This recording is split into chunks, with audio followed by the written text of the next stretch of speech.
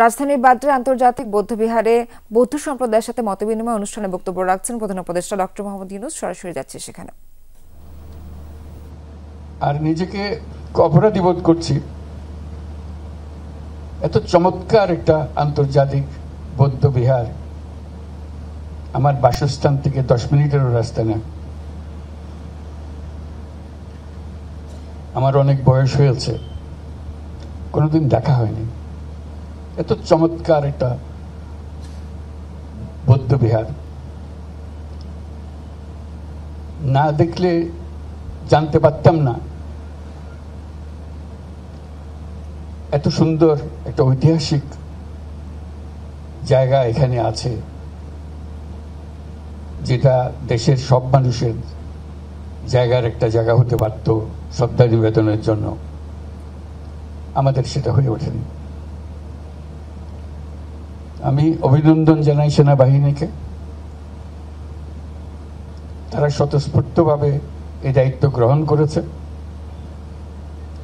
এবং একটি ভবন নির্মাণ, সম্প্রীতি ভবন নির্মাণের জন্য দায়িত্ব নিয়েছে। তাদেরকে আমি সবার পক্ষ থেকে অভিনন্দন জানাচ্ছি।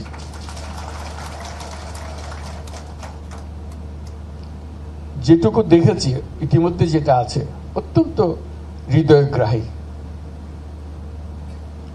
আবেগ আপ্লুত করে এরকম একটা জিনিস। শুধু এটা বৌদ্ধদের এটা ধর্মীয় স্থান হবে, সেটা একটা খণ্ডিত অ্যাটিটিউড। এটা দেশের সকল মানুষের ইতিহাসের অংশ।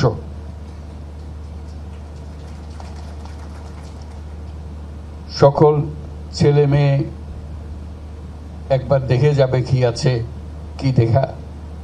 এটা না দেখলে আমার তো কোনোদিন দেখা হতো না আজকে যদি না আসতাম। এবং আমার মতো বাংলাদেশে আরো বহু মানুষ আছে যারা জানেও না যে এরকম একটা প্রতিষ্ঠান আছে, একটা ধর্মীয় প্রতিষ্ঠান আছে, এবং অত্যন্ত মনোমুগ্ধকর, হৃদয়ে আকর্ষণ করে। আজকে আমরা যারা এখানে উপস্থিত আছি, যারা সবাই বয়স্ক মানুষ, আমার খুব অনুভব করছি যে আমরা এইসব অনুষ্ঠান আমাদের ছেলে মেয়েদেরকে সঙ্গে নিয়ে করতে পারি না কেন? তারাই তো এটাকে ধারণ করবে, আজকের অনুষ্ঠানটা মনে রাখবে যে ওই দিন এটা হয়েছিল। বৌদ্ধবিহারে বক্তব্য রাখছেন প্রধান উপদেষ্টা ডক্টর মোহাম্মদ ইউনূস। আমরা সরাসরি যুক্ত ছিলাম সেখান থেকে।